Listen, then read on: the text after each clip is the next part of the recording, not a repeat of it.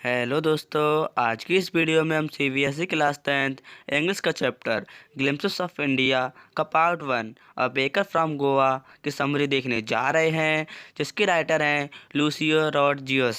Writer का नाम लेने में अगर मुझसे कोई गलती हो तो मुझे माफ़ करना। इस वीडियो की समरी को हम विद इन 4 मिनट्स में कवर करेंगे और पूरी ही वीडियो एनिमेटेड होने वाली है। तो अब हम अपनी वीडियो की समरी को शुरू करते हैं।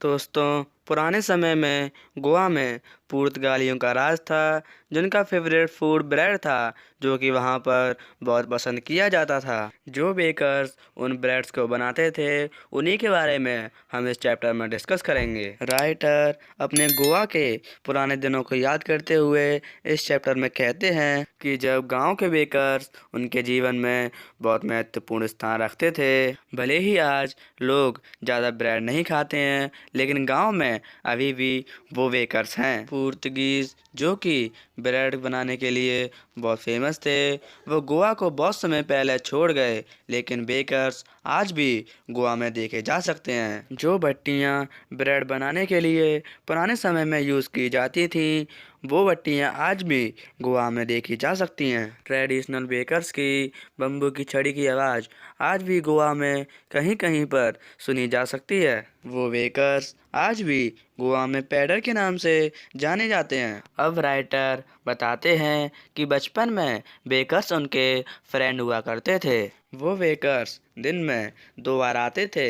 पहली बार जब वो अपनी ह्यूज बास्केट को ब्रेड से भरकर बेचने जाते थे, और दूसरी बार जब वो वापस अपने घर की तरफ लौटते थे। बेकर्स की बम्बू की आवाज़ को सुनकर राइटर जग जाते थे और वो बेकर्स की तरफ भागते थे। जैसे ही गांव में बेकर अंदर आता था, तो घरों के नौकर घर से बाहर आ जाते थे और अपने लिए ब्रेड खरीदते थे। राइटर भी बेकर की तरफ भागते थे और अपने लिए अपनी मन पसंदीदा ब्रेड चूज करते थे। कभी कभी उनके हाथ उनकी पसंदीदा ब्रेड भी लग जाती थी। बेकर्स के पास एक बैम्बू स्टिक होती थी।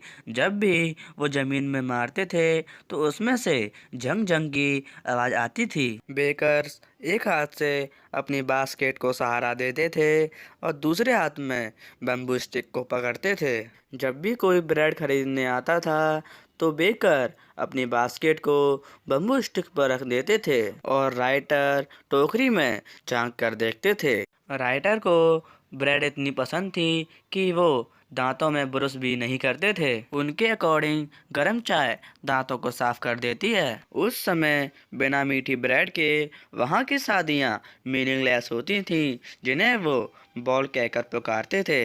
वो इनके बहुत शौकीन थे। घर की महिला को अपनी बेटी की मंगनी पर सैंडविच तैयार करनी होती थी। केक और बोलिनहास क्रिसमस के लिए बहुत ज़रूरी थे। ये दिखाता है कि वहाँ पर बेकर कितने महत्वपूर्ण होते थे। उस समय बेकर्स की एक विशेष पोशाक होती थी, जिसे कवाई कहा जाता था। यह एक लंबी फ्रॉक होती थी जो कि उनके घुटनों तक पहुंचती थी। लेखक के बचपन के दिनों में बेकर एक शर्ट और एक पैंट पहनते थे।